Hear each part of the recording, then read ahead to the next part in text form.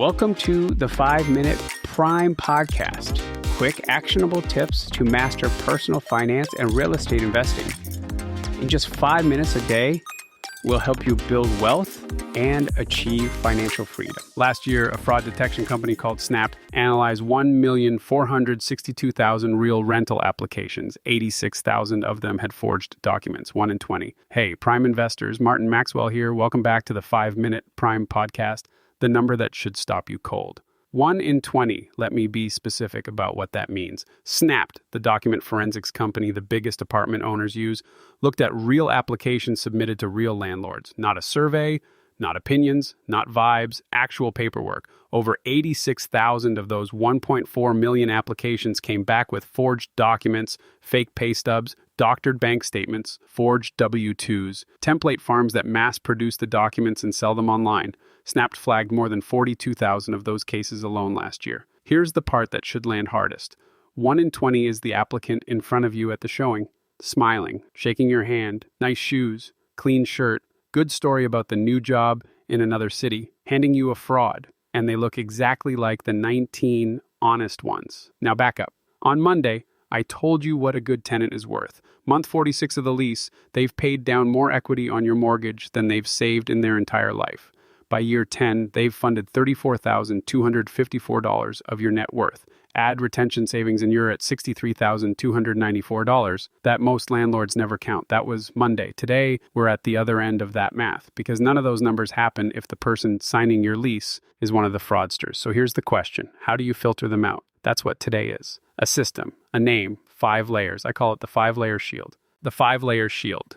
Each layer removes a different risk. Walk through them with me. Layer 1 is the paperwork layer. Before you list the unit, not after, not during, before, you write down your screening criteria in plain English. Income multiple, credit minimum, rental history requirement, background check policy, and you disclose it publicly with the listing. Every applicant sees the exact same rules before they apply. The Fair Housing Act has one ironclad principle, and it's this.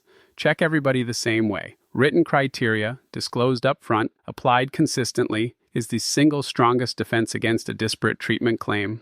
It's also free. Layer 2 is the financial layer, credit report, debt-to-income review, and the 3 times rent rule. A qualified tenant earns at least 3 times the monthly rent in gross income, 2.5 times in a high-cost metro. Here's the quiet stat most landlords don't know. Applicants below a 600 credit score have roughly 3 times the eviction risk of applicants above 620. Credit score isn't the whole picture, but below 600, the risk ratchets up hard and fast. Document your cutoff. Apply it consistently. And a fair housing note, the 3 times rule has to be applied to every applicant the same way. Pick the ratio, document why with market data, and don't carve exceptions in one direction you wouldn't make in the other. Layer 3 is the history layer. And this one is where most landlords lose the deal. You have to run an eviction search separately from the credit report. Here's why. In 2017, the 3 major credit bureaus removed public eviction records from credit reports. 96% of them gone from credit, which means if you're only pulling a credit report, you're missing the single most predictive data point in the entire system.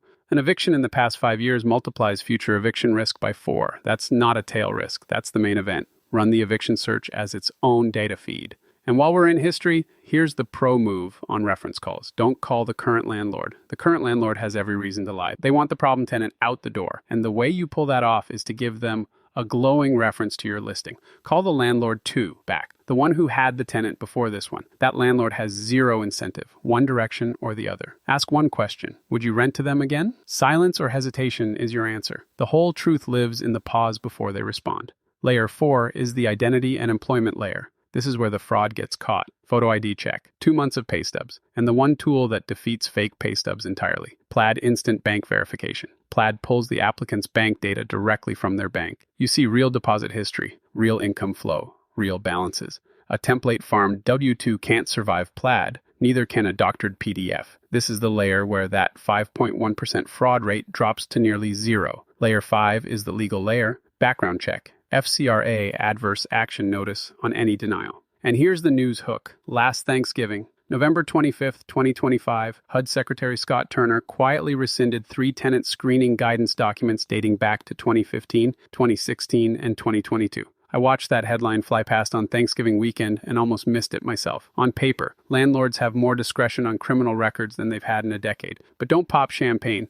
37 states plus DC have banned the box laws. Untouched. Fair Housing Act. Untouched. Disparate impact doctrine, still a cause of action. Scott Turner gave you permission, not protection. If anything, Layer 5 matters more now, because the federal guardrails moved, the state ones didn't, and most landlords don't know the difference yet. The 100-to-1 rule, okay, that's the system, 5 layers. Now the math that makes it stupid not to run. TransUnion SmartMove, the most common investor screening service, costs $35 for a full report. Credit, background, and eviction history bundled, $35. The average completed eviction costs landlords $3,500.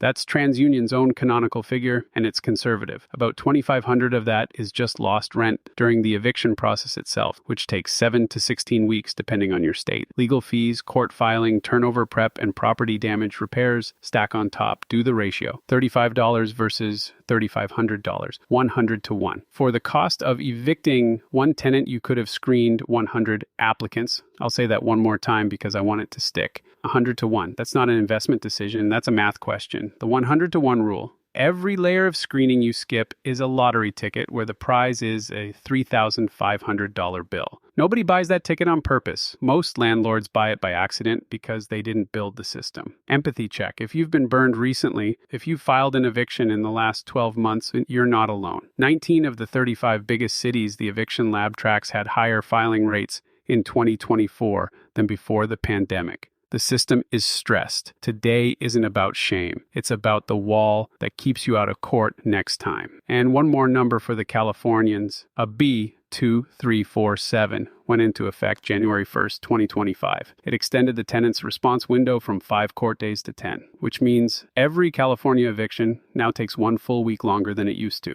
On a $2,000 rental, that's roughly $500 more of lost rent on every case, and you're only seeing it now, 4 months later, as your old numbers stop matching. Prevention was always cheaper than reaction. It just got more cheaper. Here's what I call the 5-layer shield, reframed one more way. It's a $35 insurance policy with a 100-to-1 payout. Pair the shield with episode 124's amortization advantage, and you'll look back in 10 years and realize the best deal you ever made was the $35 you spent on a kid you almost didn't screen. Your challenge today. Before your next listing goes live, write your screening criteria down. Plain English, income multiple, credit minimum, rental history requirement, background policy.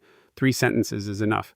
Email it to a property manager friend for a sanity check. Then, and this is the then what, post it publicly with your listing. A documented, consistent, disclosed standard is the fair housing defense nobody can take away from you. And this week, on your next applicant, call the landlord 2 back, not the current one, and ask them one question. Would you rent to them again? That's the call that costs nothing and catches everything. Next episode. Monday, we step back from the details and look at the week's biggest story. Episode 126 drops 5 a.m. Pacific time. I'm Martin Maxwell. Keep learning, stay strategic, and keep building one step at a time.